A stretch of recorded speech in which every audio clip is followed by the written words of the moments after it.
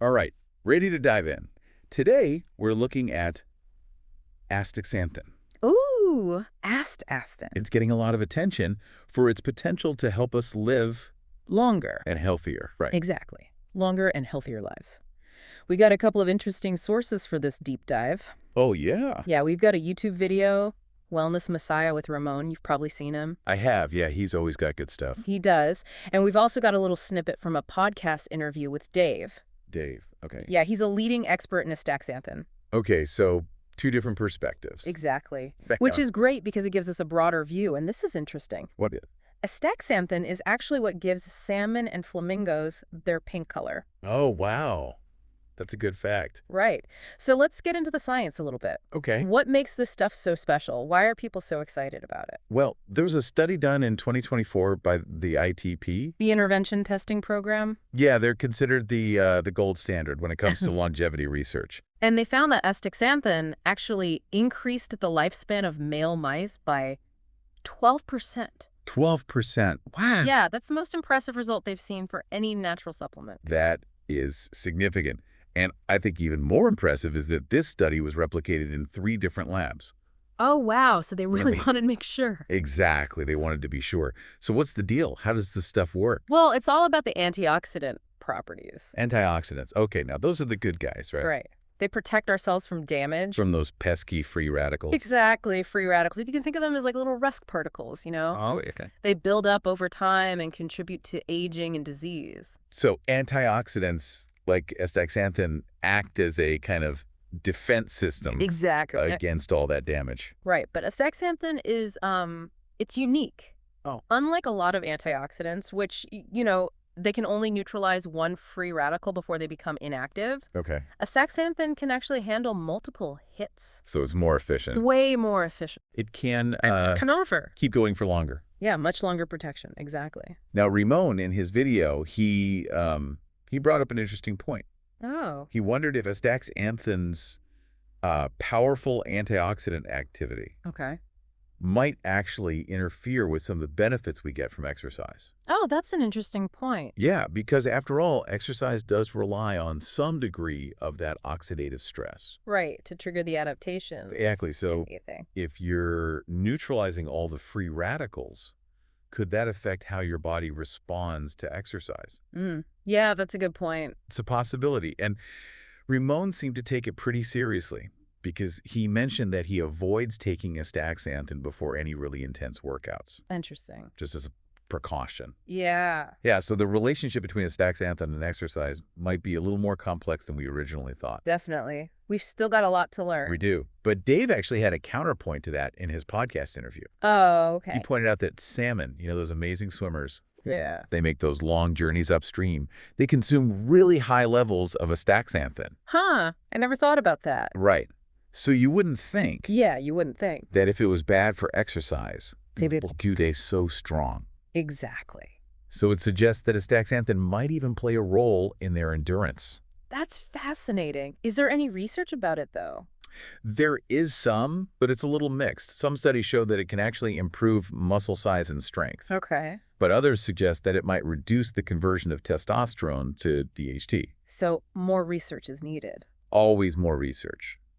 But it's not a simple answer. It's complicated. It is.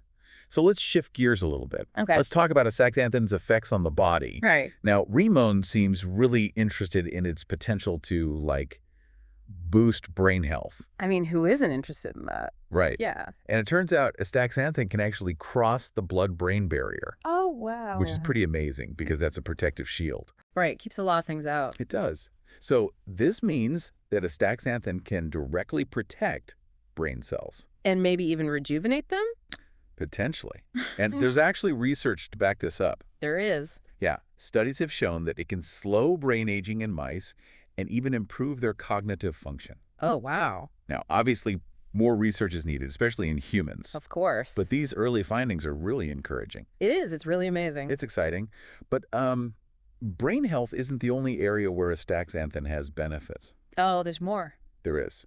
It also directly benefits eye health. Kyle. Our eyes are constantly exposed to light, Right. and that generates a lot of oxidative stress. Makes sense. So astaxanthin can act like a shield, protecting our eyes from damage. So it's good for like macular degeneration, things like that. Yeah, things like macular degeneration and cataracts, Wow. And what about our skin? our skin. Okay, Our largest organ. that's right. Studies have shown that astaxanthin can actually improve skin texture, reduce wrinkles, Nice. and it might even activate longevity Ah. mechanisms. No way. In our skin cells. Yeah. So it's like a triple threat. It is. Brain, eyes, skin. It's pretty remarkable. It really is. But we've got to talk about dosage. Dosage. Yeah. Because, with any supplement, that's really important. That's true. It can make a big difference in the effects. So walk me through it. Okay, so lower doses, like Right. 2 to 4 milligrams, Okay. they're mainly going to give you antioxidant and anti-inflammatory benefits. So that's good for like daily protection. Yeah, like protecting against UV radiation, maybe improving skin texture. Okay, so just like a maintenance dose. Exactly, a maintenance dose. But if you're looking to really activate those longevity mechanisms, Oh, yeah. you might need to go a little higher, like 12 milligrams or more. So there's like a threshold? Yeah, potentially. Interesting. And here's something else to think about. What's that? Unlike some supplements that your body just processes and eliminates quickly, Okay. astaxanthin actually builds up in your body over time. Oh, so it's cumulative. Exactly. So the benefits build up. The benefits do, but that also raises some potential safety concerns, which is why more research is important. Right, long term. Yeah, we need to know more about the long-term effects. Speaking of research, what dose did they use in that ITP study, the one with the mice? Oh, that's a good question. Let me think. They gave them the human equivalent of between 36 and 84 milligrams. Wow, so that's a pretty high dose. It is, and they started giving it to them in middle age. Interesting. So they were looking at the impact of a pretty substantial dose on their lifespan. Makes it think. It does. And Ramona, I think he takes 36 milligrams 6 days a week, Oh, wow. but he avoids it before those intense workouts, Yeah, interesting how he's like applying that. putting it into practice. Yeah. Now, for anyone listening who's thinking about trying astaxanthin, are there specific brands that are better than others? Well, the ITP study, they used astaxanthin from a Hawaiian company called AX3. AX3. Okay. It's supposed to be really easily absorbed. Interesting. And, Dave, the astaxanthin expert we talked about earlier, Yeah. he's the founder of AX3. Oh, wow. Small world. It is. He's been researching astaxanthin for over 25 years. Dedicated. He is. And just to be clear, neither of us is affiliated with any supplement company. Yeah, we're just... Sharing information. Exactly. Just trying to be helpful. As always, do your own research, talk to your healthcare professional before you add anything new to your routine. Definitely good advice. Make sure it's right for you. Absolutely. There's so much research on this one compound. It's really exciting, isn't it? It is. And one of the things I find most interesting is its potential to affect aging. Yeah. Yeah. It seems Yeah. like it might actually not just slow it down, but like reverse it. Reverse aging. Wow. Well, some aspects of it at least. Okay, so how could it even do that? It's something called membrane stabilization. Membrane stabilization, okay. Astaxanthin can kind of hang out in the cell membranes, Okay. and it protects them from damage. So it's like a longer lasting protection. Exactly, not just a quick fix. So it's like a constant shield for our cells. Yeah, that's a good way to put it. It's like putting the brakes on aging, but at a cellular level. Exactly, yeah. And we talked about it potentially activating longevity mechanisms. What are those exactly? Oh, those are like internal repair crews. Or repair crews. Okay. Yeah, they're constantly working to keep our cells functioning properly. So it's not just about defending against damage, but actually like promoting repair. Yeah, repair and rejuvenation. That's pretty incredible. It is, and there's even evidence that astaxanthin might stimulate the production of like our own antioxidants. Wow. So it's like boosting our natural defenses. Exactly. Yeah. It's pretty amazing. But Ramon made a good point about the dosage. Oh, yeah. He thinks that we need a higher dose to trigger those longevity mechanisms. Yeah, I've heard other researchers say that too. Okay, so the lower doses, the 2 to 4 milligrams. Yeah, those are good for the day-to-day protection. Right, the maintenance. Right. But if you're really going for the anti-aging benefits, We might need to bump it up. yeah, a little higher. And that ITP study, the one with the mice, they used a much higher dose, right? They did, yeah. So it seems like there's a certain threshold. Maybe, yeah. that we need to reach. to really unlock those benefits. Potentially, yeah, that's worth looking into. Absolutely. And astaxanthin builds up over time. Right, right. It's cumulative. So it's not just about that one dose, it's about consistency. Absolutely. It's a long-term strategy. It is. Now, Dave, he talked a lot about absorption. Oh, yeah. Absorption is key. It is. It's not all created equal. Right. And he mentioned that the ITP study used a form that's highly absorbable. Right, from his company, AX3. Yeah, so it makes you wonder if that contributed to the results.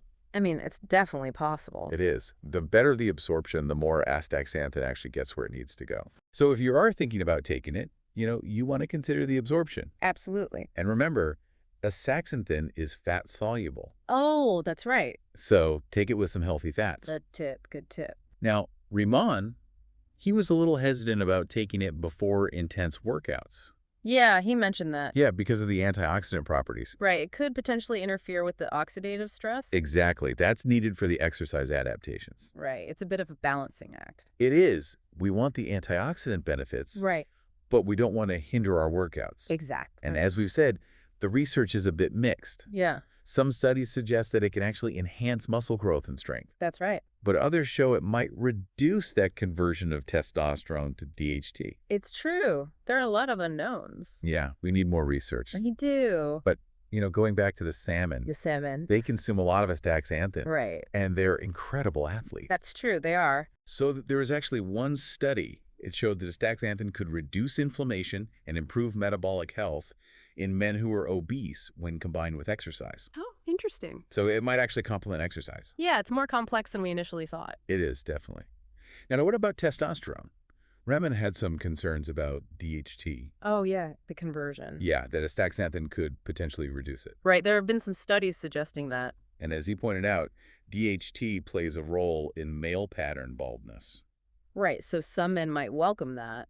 They might, but DHT is also involved in a lot of other bodily functions. Right. It's a potent form of testosterone. So, less hair loss, but maybe some other impacts. Yeah, potentially. It's definitely an area where we need more research. Always more research. This. But it's a good reminder that everyone responds differently to these things. Oh, yeah, absolutely.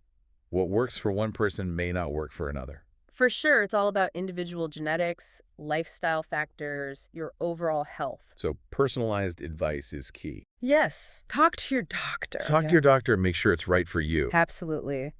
And speaking of individual responses. Oh, yeah. There's one more interesting thing to consider. What's that? The potential impact on our appearance. Oh, Ramon mentioned that. He did, didn't he? Yeah, that high doses could lead to a pinkish hue to the skin. Yeah, it's true. Astaxanthin is what gives salmon and flamingos their color. So we might end up looking like salmon. Well, the effect is subtle, and it's more likely with really high doses. Okay. And over a long period of time. But still a fun thought. It is. It is. But seriously, the health benefits seem to far outweigh any cosmetic changes. I agree. And who knows, maybe a little cell modification isn't such a bad thing. Maybe it's a badge of honor, A badge of honor. Yeah, like a sign that you're taking care of yourself, investing in your health. I like that perspective. It's pretty amazing, really, It is. that something found in algae Yeah, could have all these effects on our health. right. From our brains to our skin. Yeah. And we talked about a lot, We have. from astaxanthin being a powerful antioxidant Yay. to its potential to boost brain health, Eye health, skin health. everything. And that ITP study, Oh, yeah, the mice study. with a 12% lifespan increase, pretty hard to ignore that. It is. But of course, more research is needed. Always. Yeah. Especially in humans. Yeah, long-term studies. Exactly. So it's important for everyone to do their research. Absolutely. Talk to your doctor. Make sure it's right for you. Right, because everyone is different. Exactly. What works for one person, Might not work for another. for sure. So as we wrap up here, Okay. what are your takeaways? Yeah. What really stood out to you? Did anything surprise you? Did you have any questions come up? Yeah. Anything you're curious about? We've gone through the science, the potential benefits, and even some of the unknowns. Right, right. So now it's really up to you. Yeah. What do you think? Would you consider trying astaxanthin? Maybe start with a low dose. Yeah, see how you feel. See how your body responds. Exactly. Or maybe you've already tried it. Yeah. If you have, we'd love to hear about your experience. We would. But ultimately, it's your decision. It is. We just hope this has been helpful. Yeah, we hope you've learned some things. And that you feel more informed about your choices. Exactly. And hey, if you do decide to try astaxanthin, Yeah. maybe that little bit of cell modification Uh-huh. isn't Isn't such a bad thing, maybe it's a sign of good things to come. right? A longer, healthier life. Exactly. Thanks for joining us. This has been a really fun deep dive. It has. Astaxanthin is fascinating. It really is. Until next time.